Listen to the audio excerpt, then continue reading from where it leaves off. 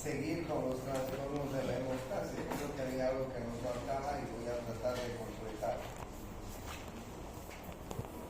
Y entonces miren ustedes, ahí les muestro este cuadro que habla de las manifestaciones clínicas de la hemostasia.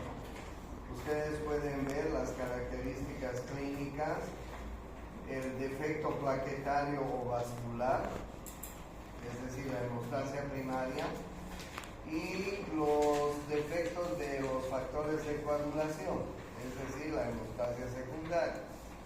Ustedes pueden ver ahí, dependiendo del lugar del sangrado, sangrado tras un mínimo corte, petequias, equimosis, hemartrosis, hematomas musculares, sangrado tras cirugía, etc. Y ustedes pueden ver que ante estas circunstancias puede haber un defecto en la hemostasia primaria, que ya la conocen, y o en la hemostasia secundaria, ¿sí? Entonces van a, por favor, repasar este pequeño cuadro que les muestro. Por ejemplo, miren ustedes, este es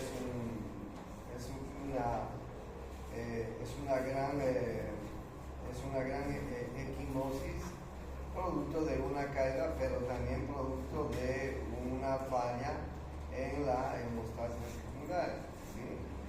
Miren ustedes cuán importante, ¿no? Les hago recuerdo esto un poco, que es importante.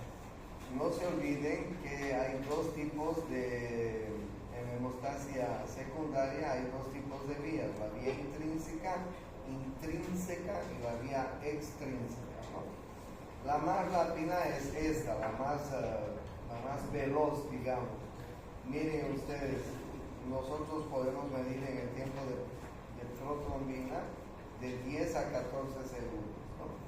Entonces, cuando hay un sangrado, se desencadena, se libera el factor tisular.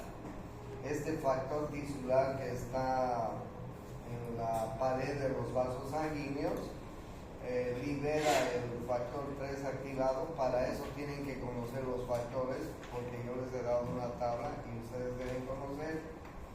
Y el 3 activado, como ustedes están viendo, transforma el factor 7 en 7 activado. Y el factor 7 activado, más una molécula de calcio, va a liberar el factor, o va a transformar, mejor dicho, el factor 10 en 10 activado. ¿Okay? Este 10 activado, que siempre está acompañado con el 5 activado y calcio, son la llave del éxito para una buena coagulación, porque este factor 10 más 5 activado más calcio, miren lo que van a hacer. Van a transformar la protrombina, el factor 2, en trombina, en 2 activado. Y la trombina, el factor 2 activado, va a transformar el fibrinógeno en fibrina. El fibrinógeno es el factor 1 y la fibrina es el 1 activado. ¿Okay?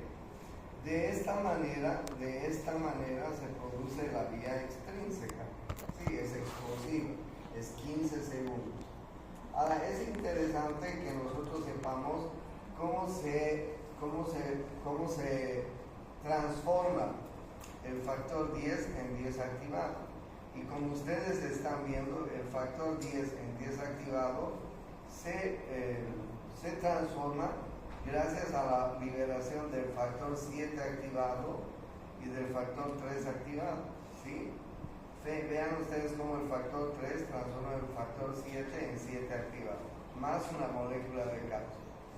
Entonces, siempre preguntan en los exámenes cuál es la tenaza del factor extrínseco, ¿sí? Y la tenaza del factor extrínseco es el factor 7 activado. ¿Por qué?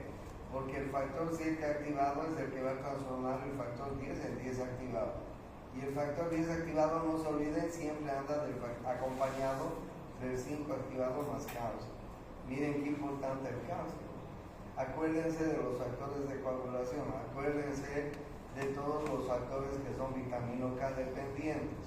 Bueno, la vía intrínseca es más lento. pero al fin y al cabo es bueno, ¿no? Hay un factor, el factor P3, que se libera cuando hay una lesión. Y miren ustedes, el factor P3 transforma el factor 12 en 12 activado.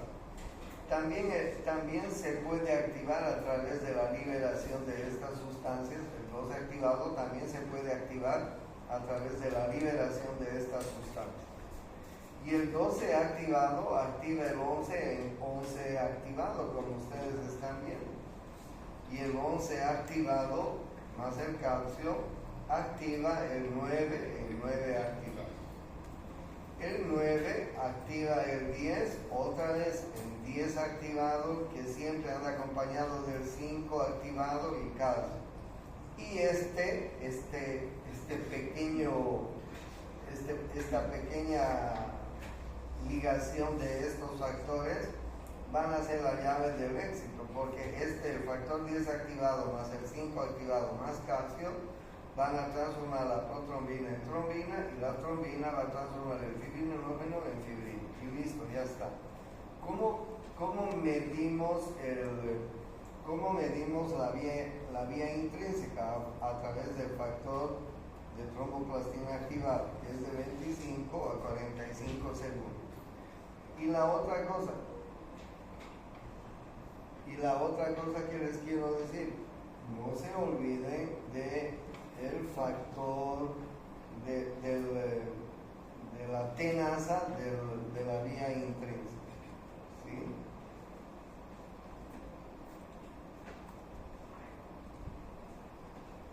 No se olviden de la tenaza de la vía intrínseca. La tenaza de la vía intrínseca es el factor 9 activado más el factor 8 activado más el calcio. Entonces, esto es pregunta de examen. Esto y esto es pregunta de examen. No se olviden, se los estoy dando. La otra cosa que les he dicho, fíjense en la hemostasia primaria, ¿no? En la hemostasia primaria, donde intervienen las plaquetas, cuando hay una lesión, lo primero que hace el vaso sanguíneo es producir una vasoconstricción. Y hay ciertos factores que van a producir la vasoconstricción, ¿no?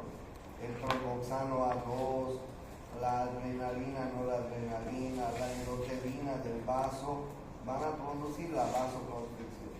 Si el vaso se cierra un momento, esto va a hacer que se produzca el tapón plaquetario, es decir, que las plaquetas se adhieran al lugar donde está la lesión. Y entonces miren ustedes cómo se produce esta adhesión, ¿no?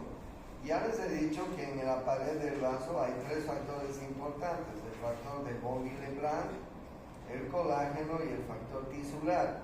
Estos son muy importantes, ¿ya?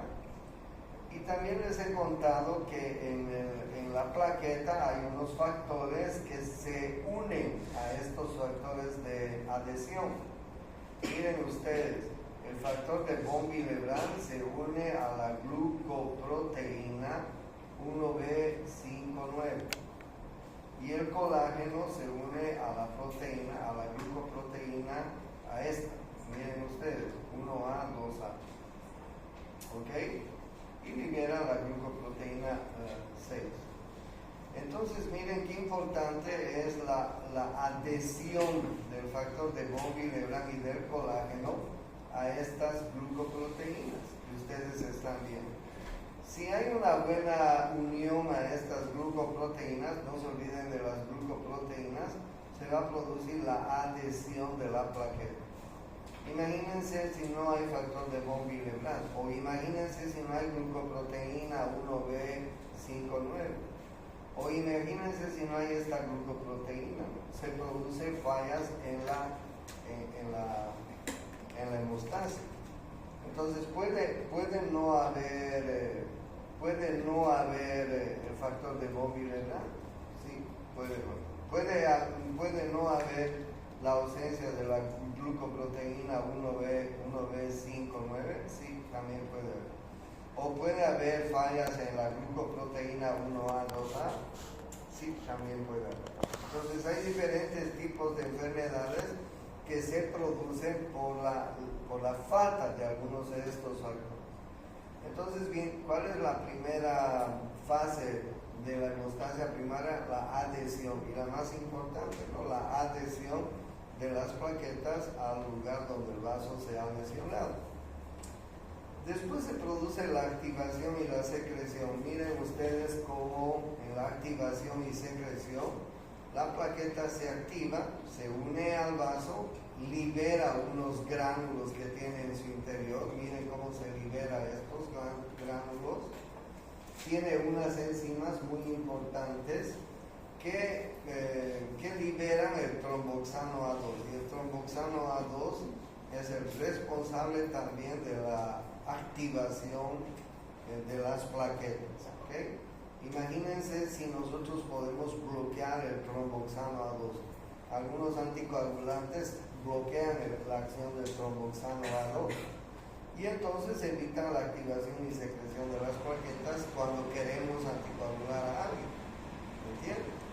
Entonces en la activación y la secreción tengan en cuenta eso, ¿no? Que hay la liberación de los gránulos que tiene la plaqueta. Miren ustedes lo que contiene estos gránulos y estos otros.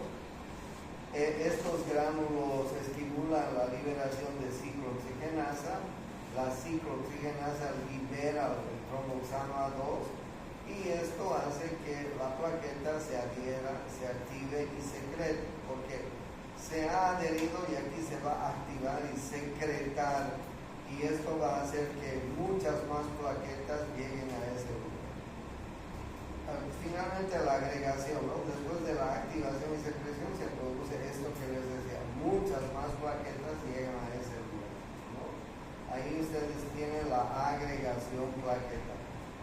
Entonces en la agregación plaquetaria, miren ustedes, hay un factor importante que interviene en las plaquetas, ¿no? Esta glucoproteína, la 2B3A, la 2B3A, que es la responsable de que el tromboxano A2 también es el responsable de que se produzca una agregación plaquetaria. ¿Ya?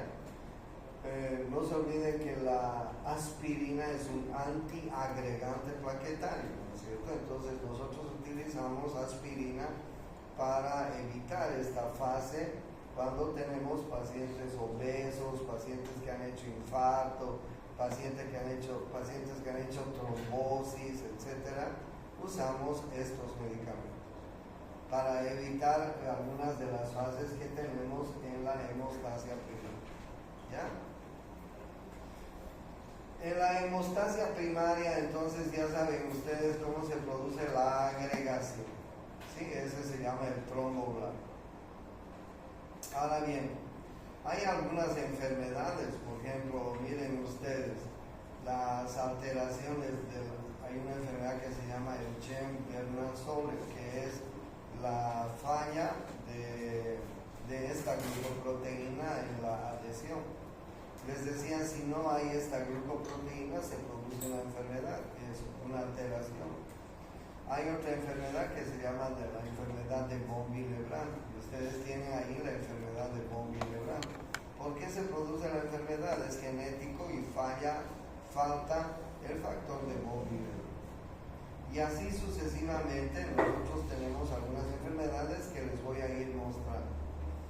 Y tenemos también algunos fármacos que utilizamos para evitar la hemostasia primaria, la coagulación sanguínea, ¿no? Cuando no hay sangrado. La aspirina es el antiagregante plaquetario por excelencia, ¿no es así? Y hay otros, como ustedes están viendo, que pueden bloquear algunos factores de los que yo ya les he mencionado, ¿no? Por ejemplo, este medicamento que se llama Apixaban bloquea la glucoproteína 2B3A, esta glucoproteína 2B3A en la agregación, que es un poco más es una molécula más avanzada que la aspirina. No se olviden que nosotros podemos medir la hemostasia primaria a través del tiempo de sangrado, ¿no? Que es de 3 a 7 minutos a través de la prueba del yuco. de Duke, así se llama. Te pinchan en el lóbulo de la oreja y van midiendo en qué tiempo coagula el laboratorio. ¿Alguna vez les han hecho?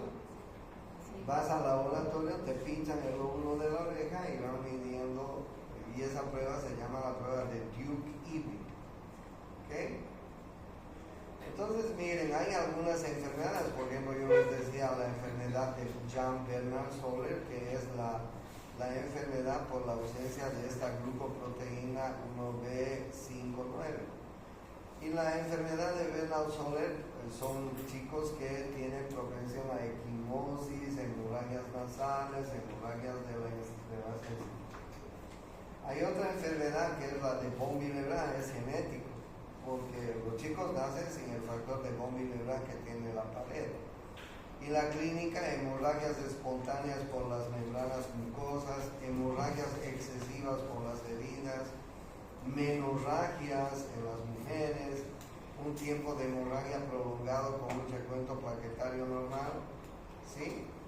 Generalmente hay fallas en la aurícula derecha, ¿sí? Y se han identificado también fallas en el sistema de conducción eléctrico del corazón, ¿ya? Hay otra enfermedad que se llama la trombastenia de Glanzmann. Miren ustedes, hay una falla, deficiencia del complejo de glucoproteína 2B3A. ¿Dónde está la glucoproteína 2B3A? En la agregación. Miren ustedes, glucoproteína 2B3A es muy importante en la agregación de las proteínas. Y entonces esta trombastenia de Glanzmann, así se llama, que también tiene un factor genético, tiene un déficit de esta glucoproteína. Y la clínica es sangrado gastrointestinal, hematuria, hematrosis, que son característicos, ¿no? Claro, no mueren estos chicos con sangrado, a no ser que, claro, tengan una herida grave y obviamente van a desangrarse hasta morir. Pero normalmente no mueren, pero sí tienen desangramientos, ¿no? Imagínense un sangrado gastrointestinal. Si no lo podemos parar o si no lo podemos recuperar a través de transfusiones, podría morir. La hematuria a nivel de la orina, la hemartrosis en las articulaciones, en fin. El sangrado patológico espontáneo o excesivo tras una lesión tisular puede ser debida a una alteración de los vasos sanguíneos, disminución de la cifra normal de plaquetas o alteración en su funcionamiento, déficit en los factores de coagulación y disfunción en los mecanismos de fibrinosis. ¿Okay? Tengan en cuenta esto, que los sangrados patológicos puede deberse a cualquiera de estas causas. Podemos tener alteración en los vasos sanguíneos, sí, porque tenemos factores en los vasos sanguíneos muy importantes que son los que van a desencadenar la acción de las plaquetas. La disminución de la cifra normal de plaquetas también, ¿no? Les cuento que una vez le di un dengue hemorrágico al doctor Arce, ¿lo conocen, no? Sí. Llegó a 19,000 plaquetas del hombre. Lo metieron a terapia intensiva. Primera vez que vi en un paciente con 19,000, imagínense. Ya, pucha, el pobrecito se salvó de un pelo. ¿Cuánto es el número normal? De 150,000 a 300,000. ¿No? Pero imagínense 19,000, ya casi no tenés plaquetas. Comienzas a sangrar por todos lados. Que me disculpe, lo cito a él porque me recuerdo la vez que se enfermó muy grave. Déficit de los factores de coagulación y disfunción en los mecanismos de fibrinosis. ¿Ya? Entonces, ¿cuáles son las manifestaciones clínicas y conceptos básicos? Las petequias, los hematomas, las equimosis, las hematrosis, melenas, epistaxis, gingivomorragia, hematemesis, metrorragias, hematurias. Miren ustedes las manifestaciones clínicas de un hemorragia. Ustedes tienen que darse cuenta que puede ser falla en alguna de la hemostasia primaria, secundaria. Podemos estar ante algún problema. ¿Cuáles son las alteraciones de la hemostasia primaria? Asociada a alteraciones de los vasos sanguíneos o de la función plaquetaria. Clínicamente, los defectos vasculares o plaquetarios o vasculares suelen relacionarse con sangrado de las mucosas o de la piel. El sangrado de las mucosas puede manifestarse como epistaxis, gingivorragias, hemorragias digestivas, hematurias, menorragias. ¿Sí? Sangrado menstrual. El sangrado en la piel ocasiona petequias o equimosis superficiales. Las petequias son hemorragias capilares pequeñas que se producen en zonas donde la presión venosa es mayor, especialmente en piernas y tobillos. Las equimosis son sangrados superficiales pero de mayor tamaño que las petequias. Suelen ser múltiples y se producen de forma espontánea sin relación con ningún tipo de traumatismo. Miren qué interesante este dato, ¿no? Entonces ya saben, las petequias o las equimosis a veces se producen espontáneamente. Alteraciones de la hemostasia secundaria. Les dije cuáles eran de la hemostasia primaria. Ahora, ¿cuáles son las alteraciones de la hemostasia secundaria? Ligadas a la disfunción de los factores de la coagulación o defectos de la fibrinólisis. En estos enfermos, las equimosis son más grandes, hematomas, muchas veces palpables y pueden extenderse a tejidos profundos. En algunos de estos pacientes pueden aparecer hemorragias intraarticulares, hemartrosis, de forma espontánea o relacionadas con mínimos traumáticos. ¿Estamos? Entonces aquí tienen ustedes manifestaciones clínicas de las alteraciones de la hemostasia. Vuelvo a mostrarles el cuadro que les mostré al comienzo, ¿no? Y entonces ustedes ya pueden ir viendo cuáles están relacionadas con la hemostasia secundaria o cuáles están relacionadas con la hemostasia primaria, ¿sí? Por ejemplo, lugar del sangrado. Si hay una falla en la hemostasia secundaria, pues seguramente va a haber hemorragias en las regiones tisulares profundas, articulaciones, músculos. Sangrado tras un mínimo corte, sí, seguramente en la hemostasia primaria, ¿no? Petequias, sí, presentes en la hemostasia primaria. Equimosis, pequeñas y superficiales en las fallas de hemostasia primaria. Grandes, palpables, profundas en las fallas de hemostasia secundaria. Hemartrosis, hematomas musculares, es frecuente en la hemostasia secundaria. Sangrados tras cirugías, pues puede ser un defecto de la hemostasia primaria, puede ser también un defecto de la hemostasia secundaria. Por eso es que los cirujanos, cuando tenemos que operar, pedimos todos los factores de coagulación y las pruebas de coagulación. El grupo, el RH, el tiempo de protrombina, el tiempo de tromboplastina activado, etcétera, ¿no? El tiempo de coagulación, todo eso pedimos, porque imagínense que hay un paciente que tenga algún problema y nos metamos a operar, estamos jodidos y comienza a sangrar ahí adentro. Bien, las pruebas que se hacen son el hemograma para comprobar el recuento plaquetario, el TP, el TTPA, el tiempo de tromboplastina activada. También es importante el tiempo de coagulación, no se olvide. Si se detecta algún tipo de alteración en este estudio básico, puede ser necesario realizar estudios adicionales para precisar con exactitud la causa de la alteración de la coagulación, ¿sí? Recuento plaquetario es muy importante, ¿no? Algunos libros dicen 150,000 a 350,000, a 450,000, en fin.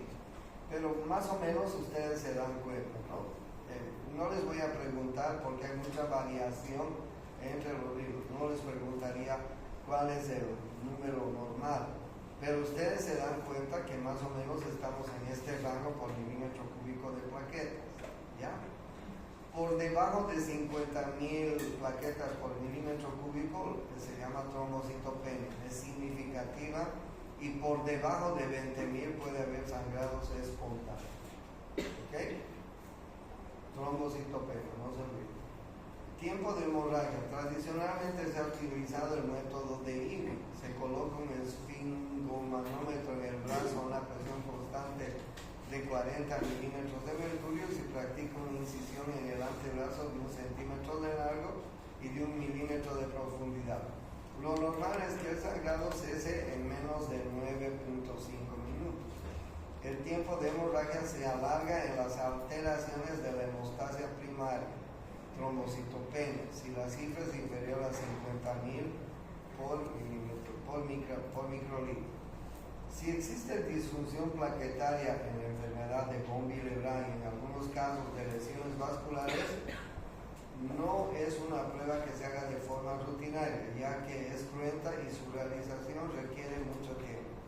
En la actualidad se dispone de técnicas de laboratorio mucho más sencillas para valorar la función plaquetaria. El TP, el tiempo de protrombina, consiste en la determinación del tiempo de coagulación del plasma pobre en plaquetas. En presencia de exceso de tromboplastina tisular, factor tisular y calcio, valora la vía extrínseca y la fase común de la coagulación. Para que el TP sea normal es preciso el correcto funcionamiento de los factores 7, exclusivo de la vía extrínseca, de los factores 10, 5, protrombina, factor 2 y fibrinol. Los factores 2, 7 y 10 son dependientes de la vitamina K, es decir, necesitan esa vitamina para ser sintetizados por el hígado. Su síntesis se altera en las enfermedades hepáticas o con los anticoagulantes orales, warfarina, los cumarinos, que intervienen en el metabolismo de la vitamina K.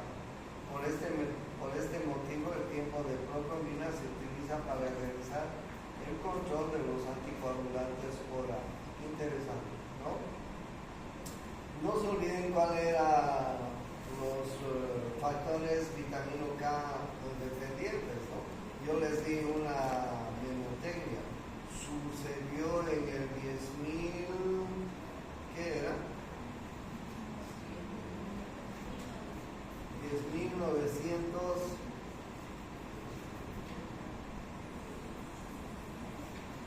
¿Qué más era? Lo deben tener anotado. Les voy a preguntar. Tiempo de tromboplastina parcial activado. El TTPA consiste en coagular el plasma con calcio y una cantidad óptima de fosfolípidos que se aportan en forma de cefalina obtenida del cerebro. Mide la vía intrínseca y común de la coagulación. Es muy sensible a las deficiencias de los factores 12, 11, 9 y 8. Todos ellos pertenecen a la vía intrínseca. Y en menor medida a las deficiencias de los factores de la vía común de la coagulación, 10, 5, 2 y fibrinol. El TTPA se utiliza para el control de la anticoagulación con heparina no fraccionada. Interesante. ¿Ok? Bien, algunas alteraciones de la hemostasia primaria, la trombocitopenia y alteraciones de la función plaquetaria. La causa más frecuente de alteración de la hemostasia primaria es la trombocitopenia, que ya saben es un déficit de plaquetas. El riesgo de sangrado se produce cuando la cifra de plaquetas es menor a 50.000 por milímetro cúbico o microlitro. En otras ocasiones la cifra de plaquetas puede ser normal, pero su funcionamiento puede ser defectuoso. Esto sucede en los enfermos tratados con aspirina y otros antiinflamatorios no esteroideos o por el uso de otros antiagregantes plaquetarios. Claro, ¿a quiénes les damos AINES con frecuencia? ¿A qué pacientes? Los médicos. ¿A los que tienen qué enfermedades? Enfermedades inflamatorias crónicas. Pues, a ver, dígame una enfermedad inflamatoria crónica. Artritis, por ejemplo, ¿no es cierto? Cualquier enfermedad crónica, que produzca dolor, los médicos tenemos que usar AINES, pero tengan en cuenta que pueden esos AINES tener complicaciones. O sea, si vas a utilizar en un paciente que tiene alguna enfermedad inflamatoria crónica y le vas a dar todos los días para que tome ibuprofeno, paracetamol, aspirina, cualquier analgésico, ten en cuenta que puede tener alteraciones en la hemostasia primaria. Entonces, periódicamente tendrás que tomarle su TP y su TTPA. Y ustedes van a ver pacientes con mucha frecuencia cada día que tengan dolor, pero no exageren, ¿no? Con los AINES, tengan en cuenta. Una de las cosas que he aprendido de los europeos, porque mis hijos viven allí, son médicos, no les gusta usar para nada los cojudos antiinflamatorios, para nada. Y me opongo un poco a ello, porque los medicamentos han sido inventados para ello. Pero nosotros somos muy exagerados también. Cuando tienes que dar antiinflamatorio, dale lo necesario, ¿no? Y lo justo, pero no exageres. Y en Latinoamérica y en Bolivia sobre todo, como no hay control y podemos ir a comprar de la farmacia sin control, pues le brincamos a los medicamentos como Polorol, ¿no? Algunas veces. Entonces eso es malo, tengan en cuenta. Pueden haber alteraciones de la pared vascular. Las alteraciones de la pared vascular que pueden originar sangrado están relacionadas con alteraciones del colágeno, elemento fundamental para la adecuada estructuración de la pared de los vasos sanguíneos. La hidroxiprolina es una constituyente esencial del colágeno. Para su síntesis es necesaria la vitamina C. Por ello, los enfermos con escorbuto, déficit de vitamina C, desarrollan con relativa frecuencia sangrados cutáneos, perifoliculares en los músculos y ocasionalmente gastrointestinales, hemorragia digestiva. Claro, ustedes saben que en la pared del vaso hay 3 factores importantes, ¿no? Uno de ellos es el colágeno, el otro es el factor de von Willebrand y el otro es, ¿cuál?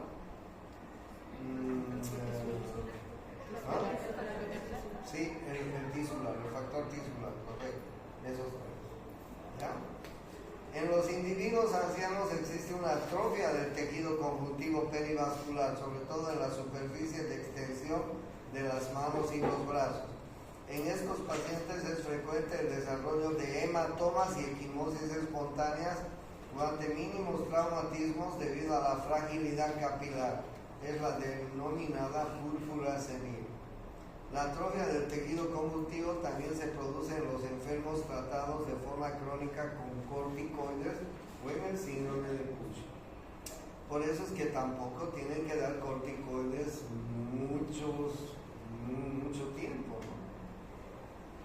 Y tienen que usar los corticoides de manera escalonada. Si le vas a dar corticoides, comienzas con dosis bajas, llegas a un límite y luego vas bajando. Tampoco tienes que cortar el corticoide de golpe.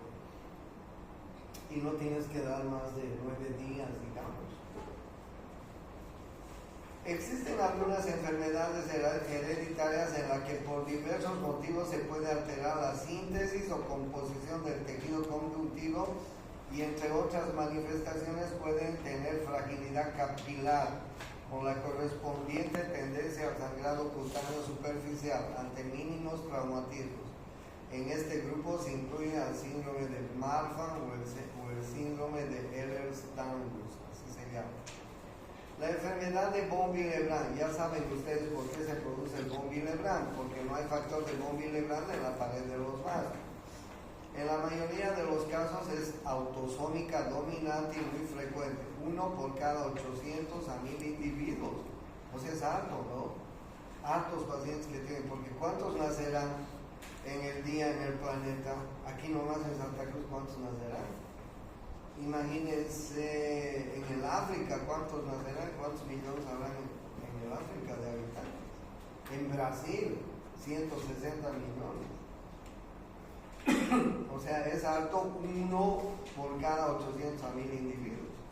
Es sin lugar a dudas el trastorno de la coagulación de carácter heredado más frecuente. Fíjense, el factor de von Willebrand sintetizado por las células del endotelio vascular y por los megacariocitos tiene dos funciones importantes: facilitar la adhesión plaquetaria en la matriz colágena de los vasos lesionados y ser el transportador plasmático del factor 8. La enfermedad de von Willebrand incluye un grupo heterogéneo de procesos de gravedad variable. En los casos leves moderados solo se aprecia un sangrado desproporcionado después de una intervención quirúrgica o de un traumatismo. Y en los casos más graves los sangrados pueden ser espontáneos e importantes. Alteraciones en la hemostasia. Dentro de este grupo se incluyen las enfermedades o procesos en las que se altera la cascada de la coagulación. Causas principales de la alteración de la hemostasia secundaria están alterados el TP y el TTPA. A continuación describimos de forma sucinta los trastornos de la hemostasia secundaria más frecuentes, ¿sí? Los trastornos hereditarios de la coagulación más frecuentes son el déficit del factor 8, hemofilia A, y el déficit del factor 9, hemofilia B. ¿Ok? No se olviden, eso les voy a preguntar. Ambos ligados al cromosoma X. O sea, las mujeres son portadoras, pero les cuento que los hijos varones heredamos la enfermedad. Heredamos la enfermedad. El último zar de Rusia se casó con una mujer hemofílica y el hombre necesitaba tener hijo varón para que le herede. La primera hija, mujer; el segundo hijo, mujer; el tercer hijo, mujer; el cuarto hijo, mujer. El hombre ya estaba cabreado, necesitaba un hijo. Y finalmente el quinto hijo sale varón.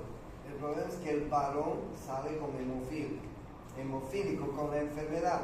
Las otras chicas eran portadoras nomás. El chango con hemofilia. En una época en que los changos tenían que ser entrenados en caballo, en guerras, en espadas, en fin, ¿no? Porque era la época de los espadachines, de los caballos, en fin. O sea que el pobrecito, pues el niño era un crío criado como si fuera una burbujita, ¿no? Evitaban que hasta se caiga en el corredor de los palacios, porque si no se producía un sangrado, ¿no? Entonces no se olviden, y esa es la historia del último zar. Bueno, lo cuidaban tanto al niño, pero finalmente llegó la revolución bolchevique y el pueblo los mató a todos. Nadie se libró, incluyendo el zar y la zarina. Déficit del factor 8, hemofilia. La hemofilia A es un proceso relativamente frecuente, 1 de cada 10.000 individuos. El gen implicado es el factor 8, está situado en el cromosoma X, uno de los cromosomas que determina el sexo de los individuos. ¿Okay? Por ello es excepcional que las mujeres tengan hemofilia, ya que al tener dos cromosomas X, para padecerla deberían tener un cromosoma Y, ¿no? Sin embargo, una mujer sana, sin enfermedad, pero con uno de los genes del factor 8 defectuoso, puede transmitir la enfermedad al 50% de los hijos varones. Qué interesante. ¿Ya? Clasificación de las alteraciones de la hemostasia secundaria según la prolongación del TP y prolongación del tiempo parcial del tromboplastina, ¿no? Ahí ustedes tienen el TP y el TTPA, ¿no? Esta tablita es muy importante porque les va a ayudar a más o menos clasificar a algunas enfermedades. ¿Qué más? A ver, déficit del factor 9, la hemofilia B. El factor 9 se sintetiza en el hígado. En realidad todos se sintetizan en el hígado, ¿no? Y es uno de los factores dependientes de la vitamina K, es decir, que requieren vitamina K para su síntesis. El gen de este factor también se localiza en el cromosoma X, por lo que su transmisión genética es similar a la de la hemofilia A. El déficit o disfunción del factor 9 se produce en 1 de cada 100.000 individuos, también es alto. Las manifestaciones clínicas de la hemofilia B son similares a las de la hemofilia A. Sin embargo, el tratamiento es distinto porque es preciso realizar correctamente el diagnóstico como en la hemofilia A. Existen técnicas específicas de laboratorio para valorar la concentración del factor. ¿Ok? Deficiencia de vitamina K, trastornos adquiridos de la hemostasia secundaria. Las alteraciones adquiridas más frecuentes de la hemostasia secundaria son el déficit de la vitamina K, las enfermedades hepáticas y la coagulación intravascular diseminuida. Déficit de vitamina K. La vitamina K es una vitamina liposoluble que se absorbe en el intestino delgado y se almacena en el hígado. Como ya se ha comentado, la vitamina K es imprescindible para la síntesis de los factores 2, 8, 9 y 10, pero también de las proteínas C y S. No se lo olviden. ¿Sí? No se olviden, les voy a preguntar. Eso es pregunta de examen. Las tres causas principales de deficiencia de vitamina K son ingesta inadecuada, mala absorción intestinal y déficit y disminución de los depósitos asociados a enfermedades hepáticas. Por eso es que los enfermos hepáticos tienen problemas de sangrado, de coagulación. El déficit de vitamina K es relativamente frecuente en los neonatos, ¿no? Claro, como su hígado no ha desarrollado bien, ¿qué se le hace a un recién nacido? Se le inyecta vitamina K, una ampolla de vitamina K. ¿Sí? Lo primero que se hace, la enfermera lo primero que hace es vitamina K al recién nacido. ¿Ya? Por eso de forma rutinaria se administra vitamina K intramuscular a todos recién nacidos para evitar riesgos en el parto. De los factores dependientes de la vitamina K, el factor 7 es el que tiene una vida media más corta. Por este motivo, en el déficit de vitamina K, la prueba de coagulación que inicialmente se altera es el tiempo de protrombina. Si el déficit de vitamina K se prolonga el tiempo, el descenso de los factores 2, 9 y 10 hace que también se prolongue el TTPA. El tratamiento con vitamina K por vía intramuscular, intravenosa o en algunos casos vía oral hace que en menos de 12 horas se corrija la síntesis de los factores implicados. No obstante, en caso de necesidad, por ejemplo, hemorragia aguda, se puede administrar plasma fresco congelado que aporta todos los factores de coagulación. No se olviden esto. Si tienen un shock hemorrágico, como ustedes han visto, pues hay que transfundir sangre. Obviamente hay que transfundir sangre. Pero y si tienes la posibilidad de transfundir plasma fresco, también lo debes hacer. ¿Por qué? Porque el plasma fresco tiene factores de coagulación. ¿Para qué vas a tener una hemorragia, un shock hipovolémico por una hemorragia masiva? Los factores de coagulación se van a ir pues en la hemorragia. Entonces tienes que de alguna manera devolverlos al organismo. No se olviden que el plasma fresco congelado es importante para ese tipo de casos. ¿Okay? Bueno, trastornos de coagulación asociados a enfermedades hepáticas. Ya se ha comentado que el hígado es el órgano en el que se produce la gran mayoría de los factores de coagulación. Pues bien, en las enfermedades hepáticas graves, hepatitis aguda severa, cirrosis hepática, hígado graso, etc., existe una disminución de la síntesis de todos estos factores. La consecuencia es el aumento del riesgo de las hemorragias en estos enfermos. Aunque el TP es habitualmente el más afectado, tanto el TP como el TTPA pueden estar alargados en las enfermedades hepáticas.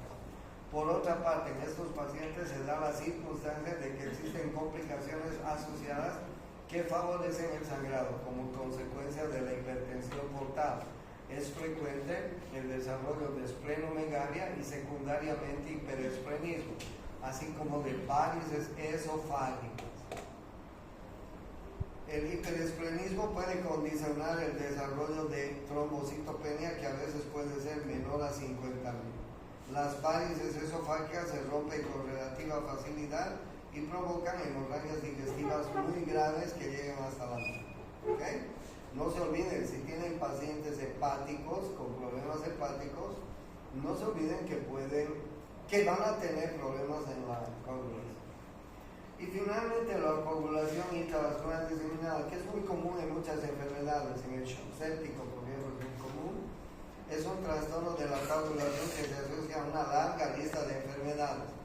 No obstante, las más frecuentes son las complicaciones graves obstétricas, las infecciones, el shock séptico, las enfermedades tumorales diseminadas, los traumatismos importantes y el shock. En todas estas enfermedades existe daño tisular importante y como consecuencia se liberan grandes cantidades del factor tisular, que inicia la activación de la cascada de la coagulación. En consecuencia, la consecuencia es la generación de fibrina en la microcirculación con el consiguiente consumo de factor.